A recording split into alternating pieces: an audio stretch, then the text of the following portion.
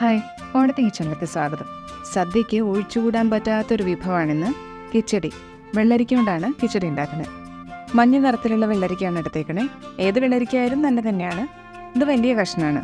ഇതിന് ആവശ്യത്തിന് മുറിച്ചെടുത്തിട്ട് കുഞ്ഞു കുഞ്ഞു കഷ്ണങ്ങളായിട്ട് നുറുക്കണം. 1.5 കപ്പ് കഷ്ണങ്ങളുണ്ട്. ഇപ്പോൾ നീളത്തിൽ കുനുകുനെ നുറുക്കിയതാണ്.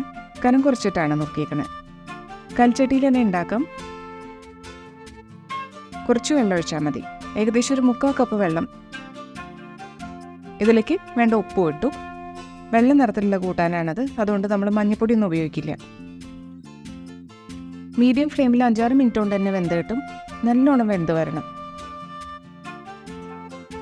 അടച്ചു വയ്ക്കാം. കഷ്ണം വേണ്ട നേരം കൊണ്ട് അരയ്ക്കാനുള്ളത് എടുക്കാം. 1.25 കപ്പ് നാളികേരം. ഇത് പൊടിച്ചു വെച്ച കടുകാണ്. ഇതിൽ നിന്ന് ഒരു 1/2 ടീസ്പൂൺ കടുകിടാം. ഇനി 3 പച്ചമുളക് ഒന്ന് പൊട്ടിച്ചിട്ടിടാം. ഇടത്തര എരിവിലുള്ള പച്ചമുളകാണ്. ആദ്യം ഇങ്ങനെ അരച്ചിട്ട് പിന്നെ കുറച്ച് വെള്ളം ഒഴിച്ചിട്ട് അരയ്ക്കാം.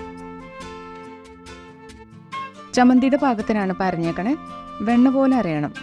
ഒരു 2 ടേബിൾ സ്പൂൺ വെള്ളം ഒഴിച്ചിട്ട് അരച്ചെടുക്കാം. ഇപ്പോൾ കഷ്ണമൊക്കെ അടച്ചു വെച്ചിട്ട് 5 മിനിറ്റായി. വെള്ളം വറ്റിയിട്ടുണ്ട്. കഷ്ണം നല്ല സോഫ്റ്റ് ആവുകയും ചെയ്തു. വെള്ളരിക്കലത്തെ വെള്ളവും ഒഴിച്ച വെള്ളവും കൂടി വറ്റിയിട്ട് വെന്ത് വന്നിട്ടുണ്ട്.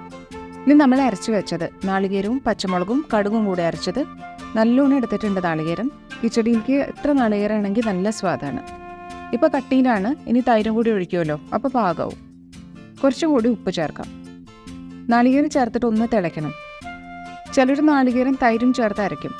തൈര് തിളയ്ക്കാനും പാടില്ലല്ലോ, അപ്പോൾ ലോ ഫ്ലെയിമിൽ കൂടുതൽ നേരം വേണ്ടി വരും. ഇങ്ങനെയാണെങ്കിൽ വേഗം ആവുകയും ചെയ്യും.